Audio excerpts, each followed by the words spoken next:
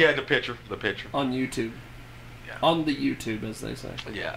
You know, you And taught I'm us glad something that today. David Vidal supports belly dancing. And apparently... No, he supports twerking. He supports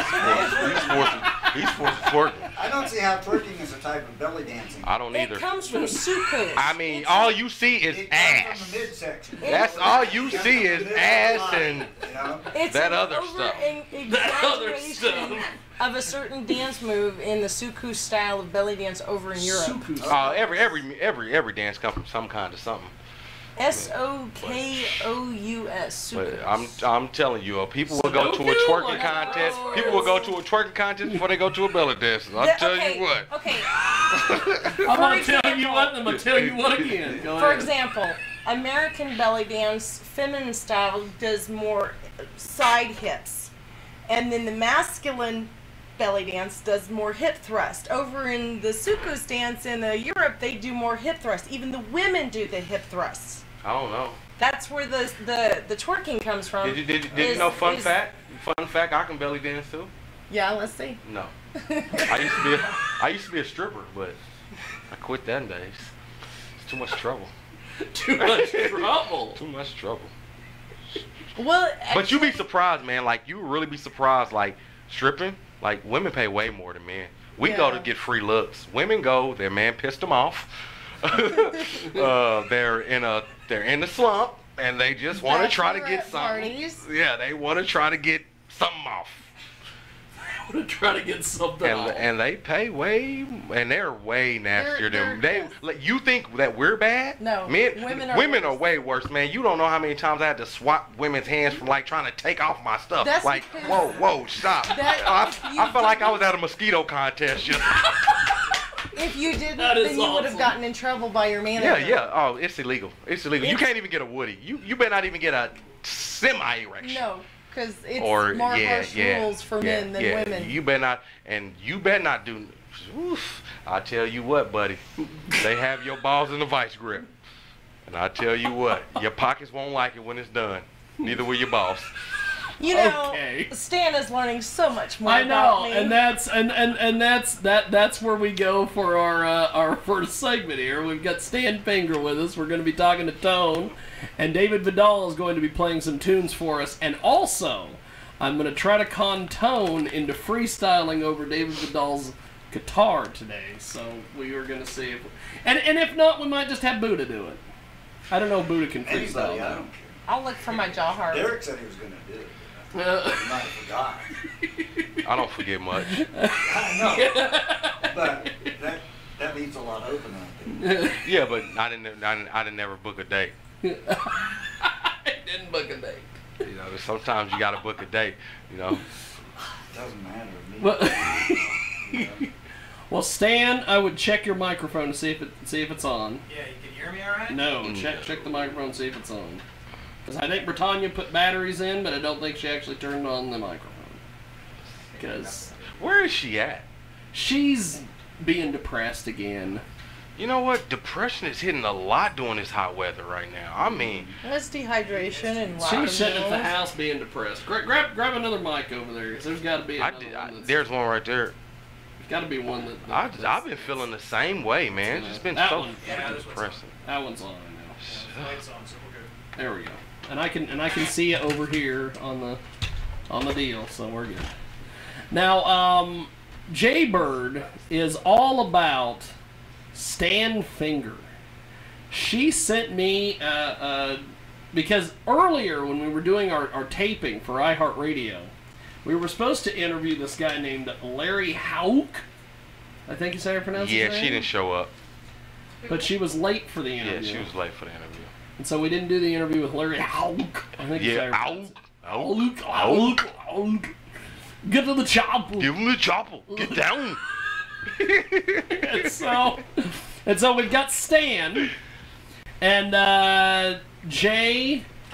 Do your worst, since you know him more than we do. We don't know what we're getting into. You don't know what you're getting. We don't know if he's gonna be like. He's gonna give her the finger. I've That happened a long time ago. Now, that was a good one. I liked that one. I first met Stan back in the good old writing Writing KWA days? Yeah, Kansas Writers Association. Kansas Writers Association. That's right. So, technically, Y'all I've go back- probably known him 3 years before my book came out. Right. Huh. Y'all go back like dinosaurs and shit? Yes, watch him out, young man. I'm not calling y'all dinosaurs. I just said like dinosaurs. In writer You haven't had words, a that's barbecue, the so you same barbecue thing. dinosaurs. Oh shit. Oh, so basically I just committed like adultery in the writer's world. Yes, pretty much. Shh, I'm sorry. So did Committing you adultery have in the writer's the world? book, the said the first wrong book fucking done word. about the true story before I published my book? How long Yeah. has that been out? Into the Deep's been out since 2007. Because the Flash Flood. Into the deep, baby. Can you hear him? Yeah. Is it working? I've got him Cool. over here.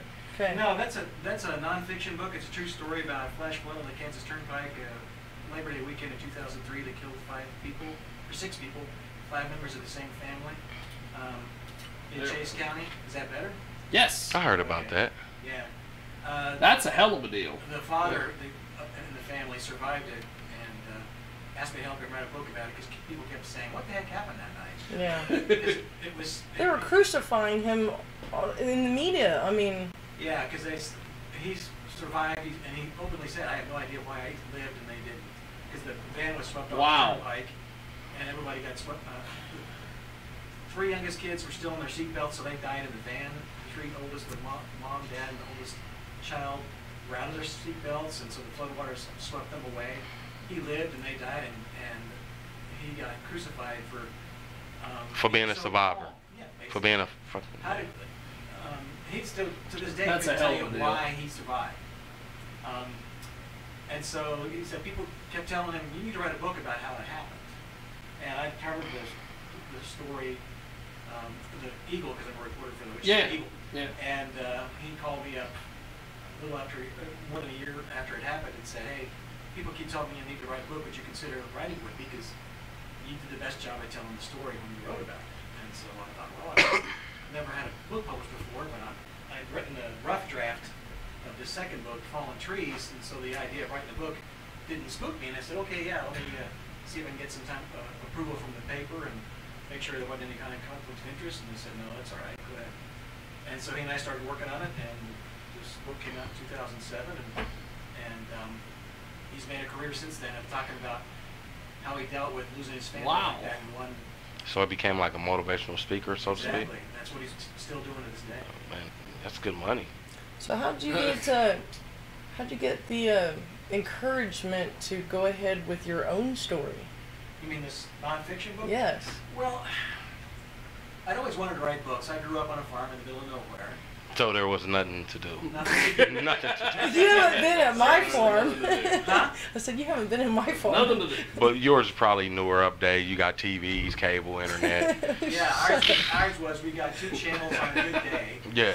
So you would read books to pass the time, and I grew up with Nancy Drew and Trixie Belden and Encyclopedia Brown, a lot of those old serial, book 27 in a series, and I thought I can do that.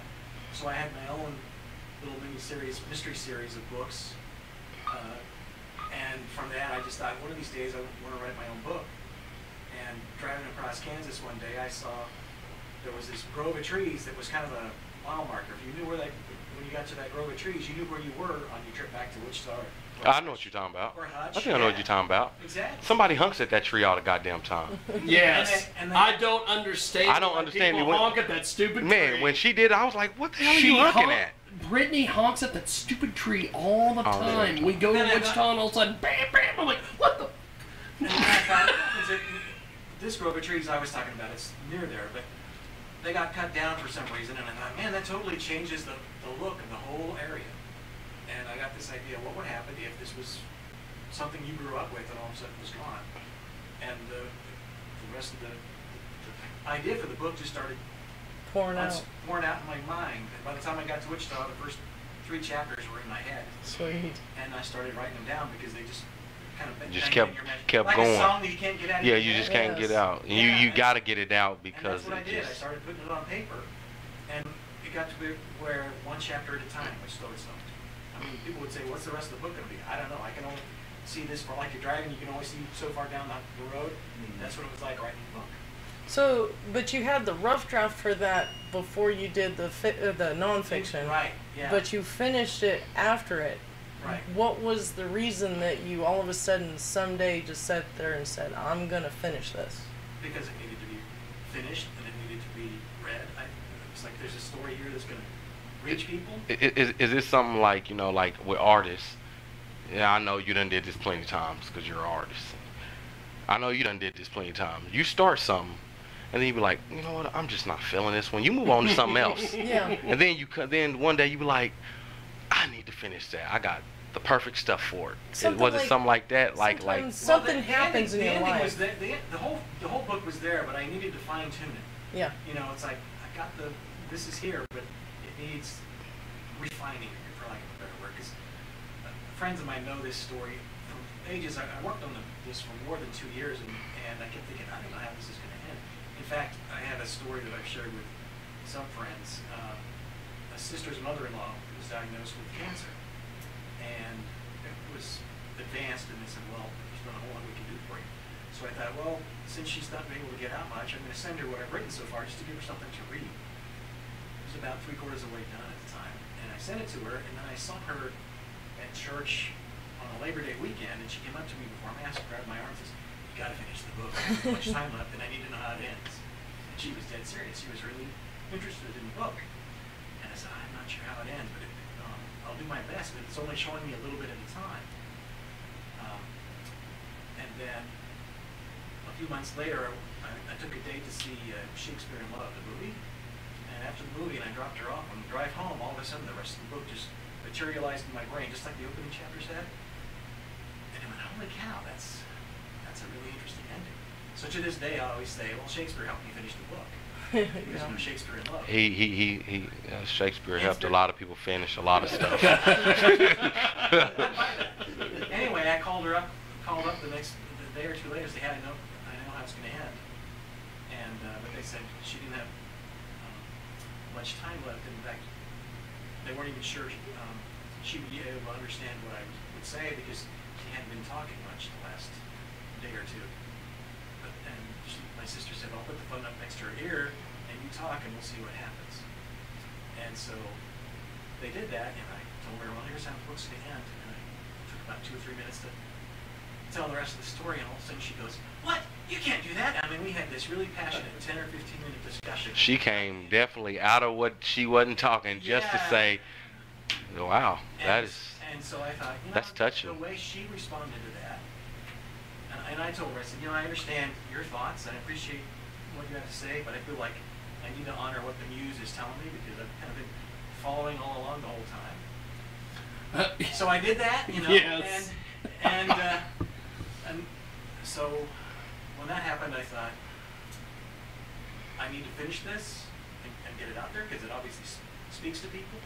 And when I was done with the rough draft, a friend of mine in Maine told me, hey, I'm going to be having to keep an eye on the school because I'm a school resource officer. My job this weekend, this holiday weekend, is just to make sure nobody breaks in. So can you send me the book just so I have something to do? So I emailed her a few chapters. I thought, I don't know how fast people read, so I think I sent her a half dozen chapters. And a few hours later, she says, hey, can you send me some more chapters? I'm already done. Oh, she reads fast. So I emailed her 10 more. The next morning, she emails me again, says, hey, I got a confession to make. I printed out these chapters, took them to the swimming pool of my condo complex, started reading them, and other people around the pool said, hey, what are you looking at? Oh, it's this book that a friend of mine wrote. Spontaneous book club started around the swimming pool. Everybody being handed a chapter right down the edge of the pool, and she goes, we got this passionate debate going on what the main character needs to do, so we need to know the rest of the book to see how it turns out. So snaps. So I That's pretty bad. You almost started like a almost riot. People wanted it. Jeez. And so because of that, I thought with those experiences, let's get this fine-tuned and published. I read a couple books like that before in my life. That's the story I was trying to dig out of you, was because I'd remembered our conversation at a con or something and how you talked about that lady. And that's the story I was trying to get out of you.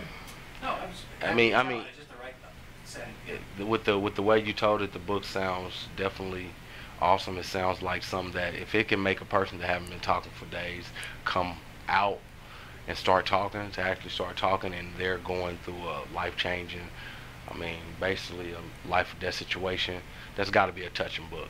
Well, and there are people who've told me that as they read it, they've just been in tears because they've been so moved by things the characters are saying or doing or whatever. And I'm like, there's a reason why I felt like I wanted to get this book out. And Not to be joking or nothing, but seriously, like I done read some books where it was hard for me to put it down, and it made my life miserable because I just couldn't stop reading, and I just wanted to find out what the end was. So if you got a book like that, that's definitely something. It's good misery, good misery. No, I understand. It's saying something because he wants to read your book, but not mine. Ha ha ha. Well, I had some book clubs that are. I really don't read fiction books. I I know, told you, I that's don't why read. I I was don't read harassing fiction. you. I just don't. Some book clubs read Fallen Trees, and I meet with them afterwards, and it's fascinating to see the different reactions each of the readers have because they don't all agree on what they thought of the book, and it's always fun to hear what they have to say about it. So. Yeah, only person I ever really read that was fiction was Anne Rice. Besides that, I don't read nothing but about sex, relationships, how to do it, how to do stuff books, fiction. And porn stars. I don't read porn star books. This is all pictures. It's all. You're still flipping through. I'm not reading nothing. I'm just looking. Just looking. Stan, how long have you been with the Wichita Eagle? Oh, more than 30 years. I had to stop and do math, but it's more than 30. I didn't expect to be there that long, but funny things happen. And That's it's funny, amazing. now that I've had these books come out, people will stop me and say, "Didn't you used to work for the Eagle?" And I said, "Well, actually, I still do." Yeah. So how long has the newer book been out? I self-published it in August.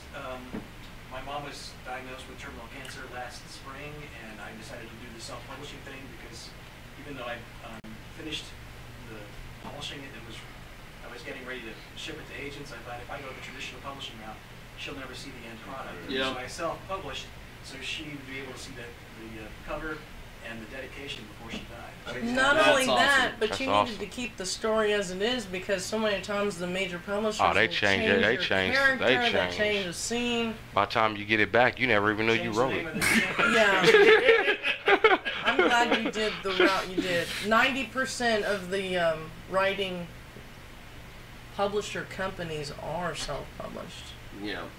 Well, self-publishing has changed so much now, just in the last 10 years. Yeah. With the internet, it's so much easier.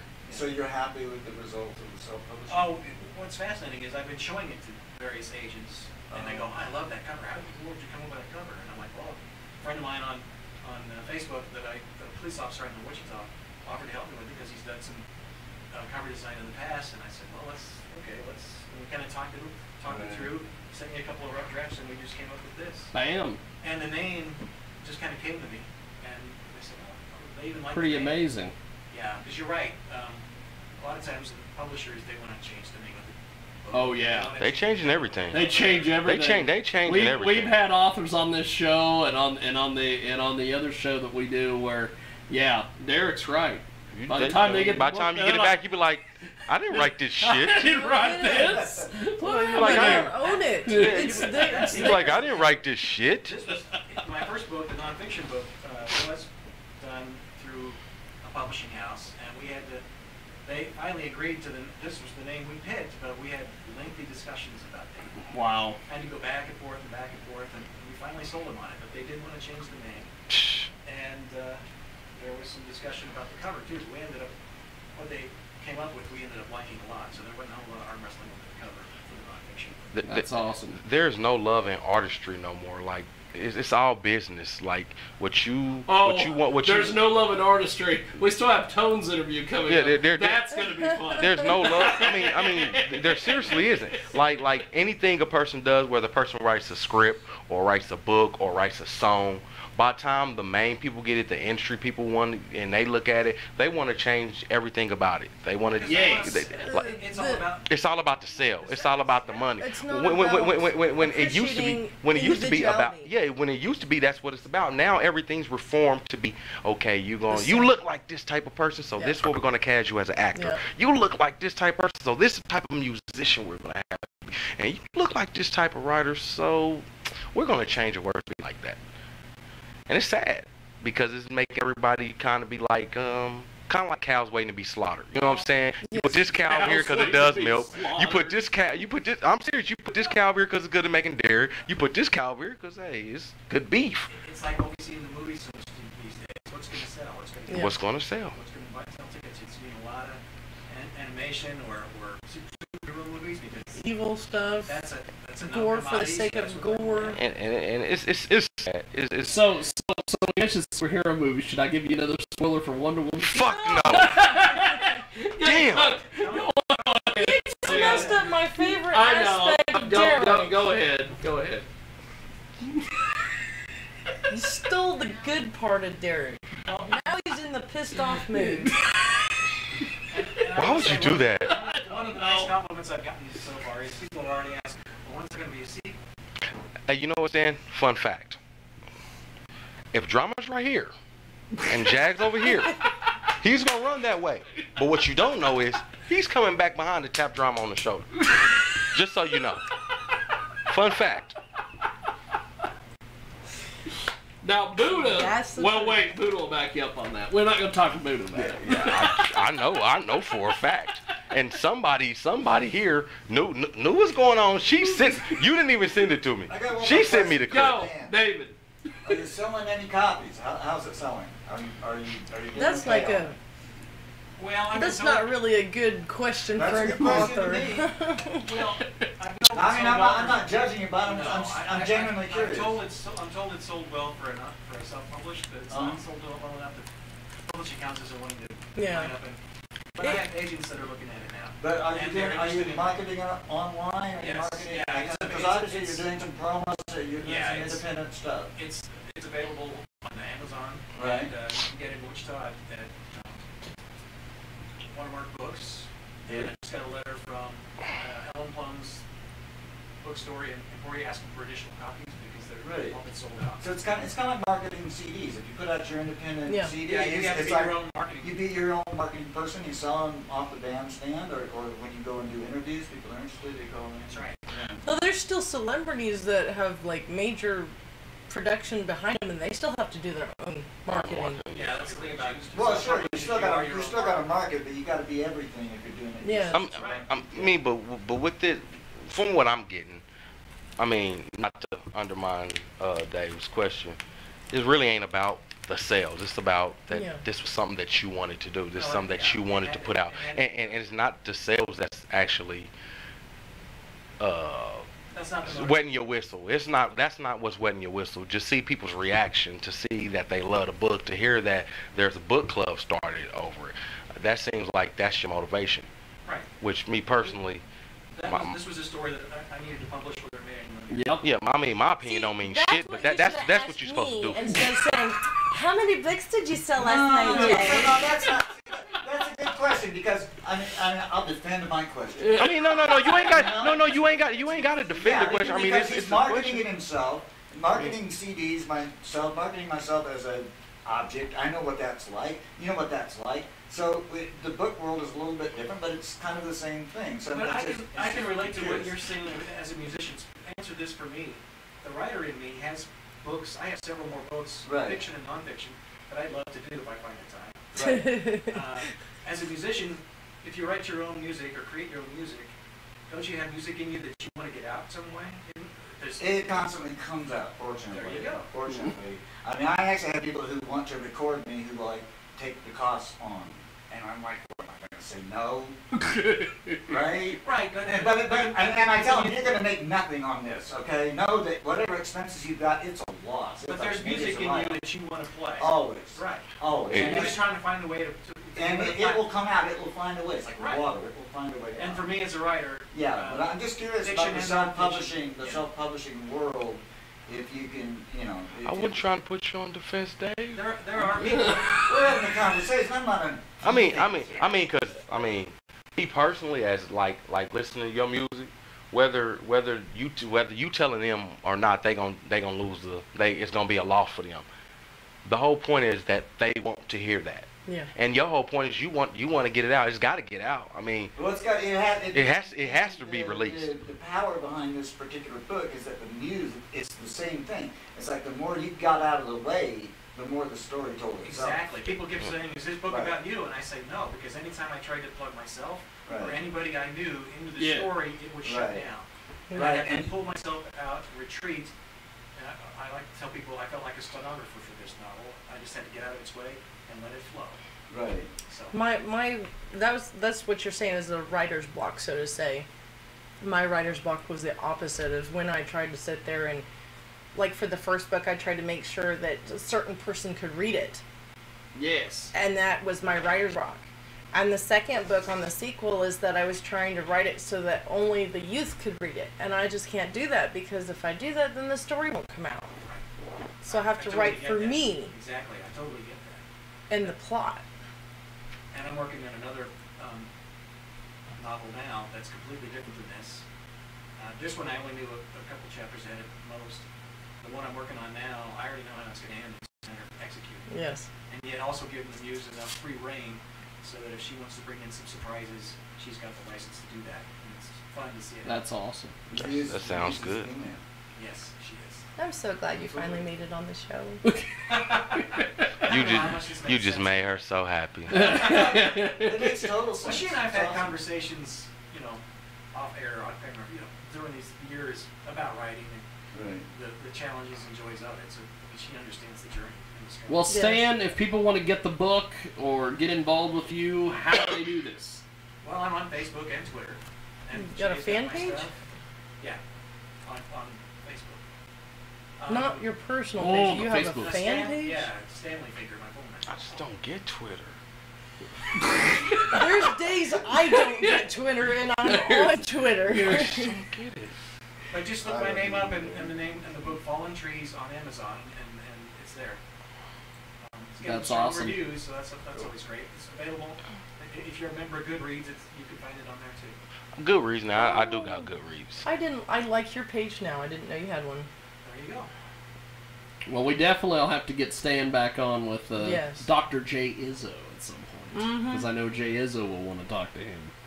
He's a pretty But cool guy. we're going to do this. We're going to take a brief break. And when we come back, we're going to have Tone.